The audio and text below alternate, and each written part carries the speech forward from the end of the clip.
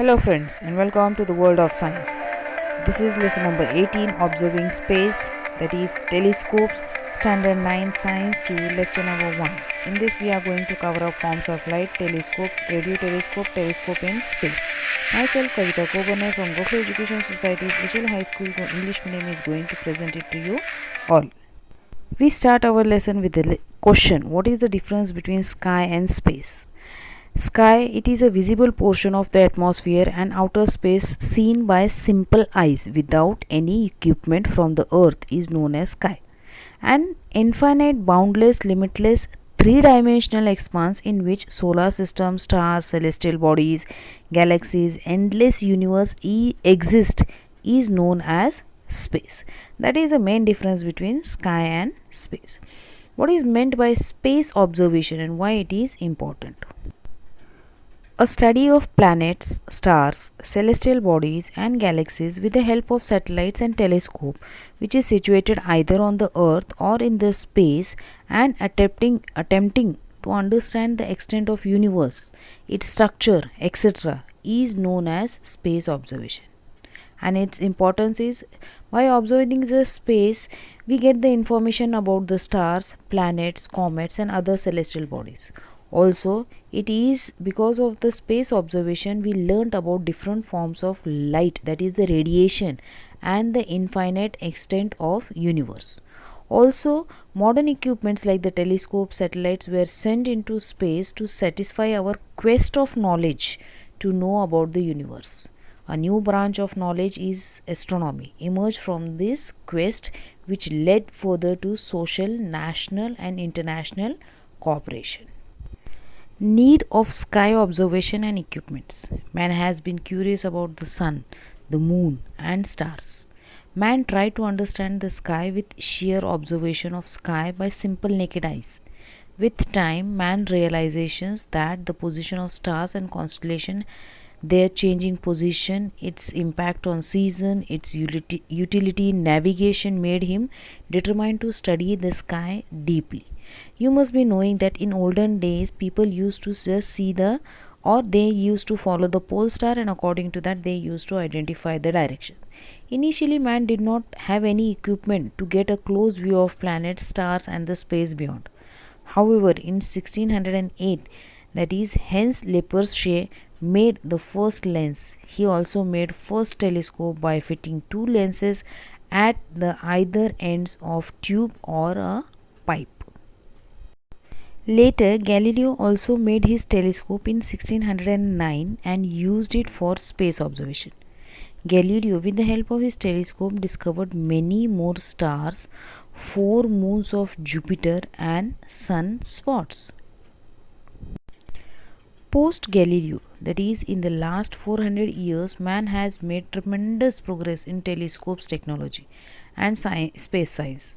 This has helped us to construct an astounding picture of universe. Besides, space technology has also helped us in improving comforts and facilities in our everyday life. A telescope is used to observe space, but will one telescope sufficient for us to observe space completely? No. Why do we need different telescopes for the purpose? To see different objects. Are telescopes installed even in space? Yes. In this chapter we are going to study the science behind many such questions. The light which our eyes can see and known as a visible radiation, and it is very tiny part of electromagnetic spectrum. Light has electromagnetic waves and wavelength is a characteristics of light. Visible light, that is the radiation, have a wavelength of 400 nanometer to 800 nanometer. Means we can see the wavelength, or this range wavelengths can be seen by our eyes. However, there is a light having different electromagnetic wavelength and we cannot see such lights as our eyes are not sensitive to these types of lights. Information about light rays with different wavelength and its characteristics is given below in the table. Just see the table. In this you will find out the types of radiation and its wavelength. Here the unit is also given. 1 nanometer means 10 raised to minus 9 meter and 1 pm means picometer, that is 10 raised to minus 12 meter. Such a minute length it is. Now first one is the radio waves. Radio waves, they are having the wavelength longer than 20 centimeter. Wavelength longer than 20 centimeter means it is little bit visible lights, we can say. Next one is the microwave waves. Microwaves, they are also having the range between 0.3 millimeter to 20 centimeter. Next one is infrared rays. It's 800 nanometer to 0.3 millimeter. Our eyes cannot see these type of light rays, all these radio waves, microwaves and infrared rays. Next comes our visible light rays. It is having a range between 400 nanometer to 800 nanometer that we can see. Next one is the ultraviolet rays. Its range is 300 picometer to 400 nanometer. So it means that the wavelength is shorter than the wavelength of visible light. Next one is X-rays. X-rays also having the range that is 3 picometer to 300 picometer. Gamma rays, they are shorter than 3 picometer. Even this light is not visible to our human eyes because it is not in the range of 400 to 800. That much only can be visible to us. They are lower than that, so we are not able to see all these types of light rays. Of all the types, our eyes are only capable of seeing visible radiation. Thus, we use visible radiation telescopes, that is optical telescopes made from regular lenses or mirrors, to see visible radiation coming from space. However, many heavenly bodies emit radiation other than visible light. Thus, we need different types of telescope like the X-rays, gamma rays and radio telescopes to receive such radiation and to study their sources. First, we will see what is the need and the structure of telescope. Our eyes can only see visible light which is ranging from 400 nanometer to 800 nanometer wavelength. Thus, with the help of optical telescope, a visible radiation telescope made from regular lenses and mirrors, we can use to just do the sky observation. However, many heavenly bodies emit radiation rather than visible light. We need different types of telescopes to capture such radiations. Most optical telescopes are made with 2 or more lenses as shown in the figure. To collect maximum amount of light coming from a heavenly object, the objective lens should be made as large as possible. Just see in the figure, using the light collected by the objective, a smaller lens called eyepiece produces a large image of source. Light rays change their direction as they enter a lens from atmosphere and again when they enter the atmosphere after passing through the lenses. This is called refraction. Hence, such telescopes are called refracting telescopes. We shall study image formation by lenses in the next standard. Even though such telescope is useful for space observation, it presents certain difficulties also. We will see one by one. As we saw above, we wish to obtain a bright image of a source by collecting the maximum possible light from it, and the objective lens must be made as large as possible.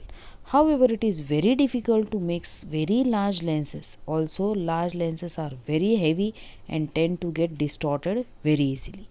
Second difficulty is, as the objective and eyepieces are placed at the opposite ends of the telescope, the length of telescope also increases with increase in size of lenses, and telescope becomes very difficult to manage. Means handling is very difficult.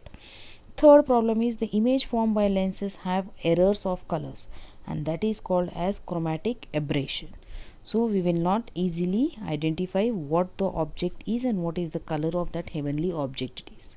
To overcome all these difficulties, telescopes are made using the concave mirrors. As light rays get reflected by mirrors in these telescopes, they are called reflecting telescopes. In order to get a bright image of a source, large mirrors are necessary so that they can collect large amount of light from the source. But it is easier to make large mirrors as compared to making large lenses. Also, big mirrors can be made by combining several smaller pieces. The weight of large mirror too is less than that of a lens of the same size.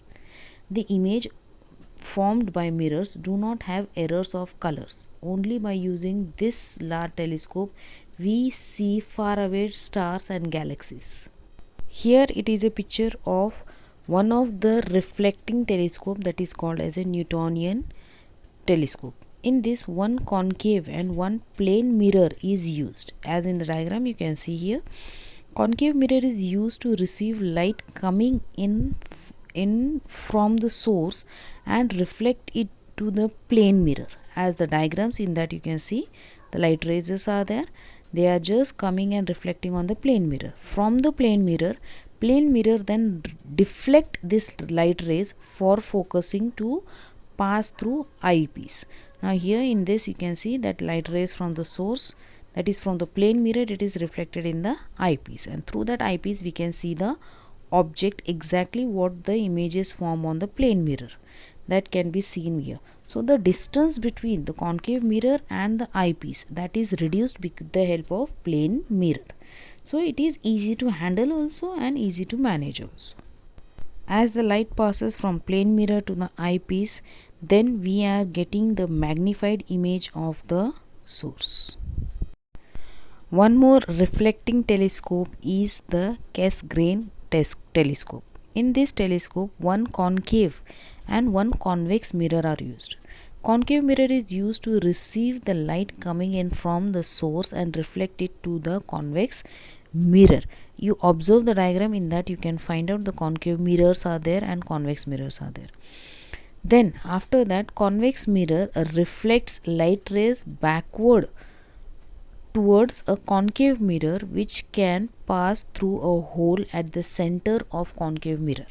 An eyepiece situated at the back of concave mirror is used to see the image. The eyepiece gives us magnified image of the source. Many heavenly bodies like stars, planets, galaxies emit radiation other than the visible light rays like X-rays, gamma rays, infrared rays, etc. Telescopes capable to receive and produce images from such rays are called radio telescope. Radio telescopes are made from one or more dishes of a particular parabolic shape. In the diagram you can just see how they are made and how it is working. As in optical telescope, the incident radio waves are reflected from a concave part of parabolic dish and converge at the focus. The radio receiver placed at focal point gathers such waves, and later image is constructed with the help of computers. In the diagram you can just see how it is working out. Giant meter wave radio telescope, that is GMRT, is erected at Narayangaon near Pune. This telescope studies light rays having wavelength of about a meter coming from heavenly bodies. This large telescope is actually an interconnected 30 parabolic dishes. Each dish is 45 meter in diameter. These 30 dishes are spread in 25 square kilometer area in such a way that it works as a single dish, as if having a diameter of 25 square kilometer. GMRT has enabled scientists to study solar systems, solar winds, pulsars, supernova, and interstellar hydrogen clouds. Visible light and radio waves emitted by heavenly bodies in the space pass through atmosphere before reaching Earth's surface. During this journey, some light is absorbed by atmosphere and the intensity of light reaching the Earth's surface decreases. Besides this, temperature, air pressure causes the atmospheric turbulence, and thus light rays changes their path and shakes the position of the image. City lights during night and bright sunlight during day also put a limitation on using optical telescopes on Earth. To reduce the intensity of these problems, optical telescopes are situated on mountain top away from inhabited places. However, limitations caused due to atmosphere still persist. To get rid of these problems in situating telescope on Earth, scientists have successfully placed the telescope in the space. Images obtained by the telescope placed in the space are bright and clear. In 1990, National Aeronautics and Space Administration, that is NASA of USA, launched an optical telescope, that is Hubble, in space. The length of this telescope is 94 inches in diameter and orbiting the Earth at a height of 589 km above in space. In 1999, NASA launched an X-ray telescope named Chandra in space. This telescope has an ability to grasp, that is to receive X-rays from heavenly objects. Chandra telescope has given us useful information about stars and galaxies.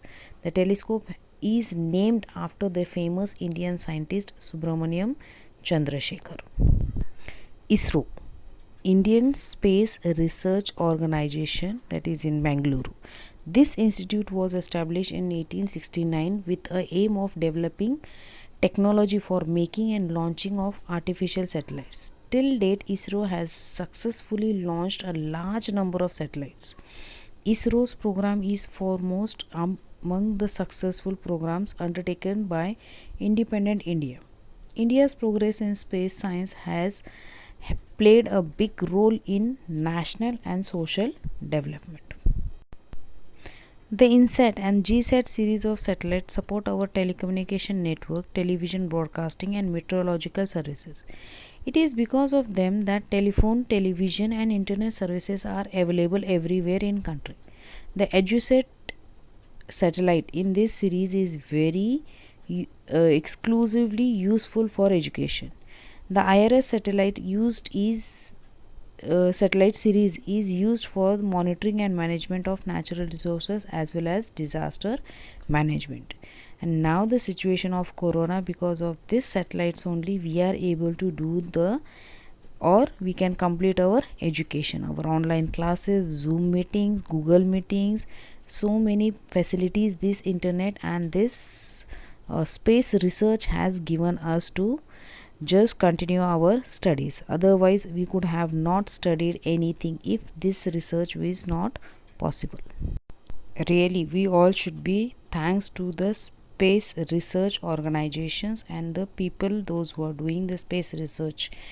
Thanks to you all also for observing the lesson and watching it carefully. If you have not understood, please repeat it, please see it again and again. Stay home, stay safe, and if you have liked the video, please like, share and subscribe the channel. We will be meeting soon in the next unit.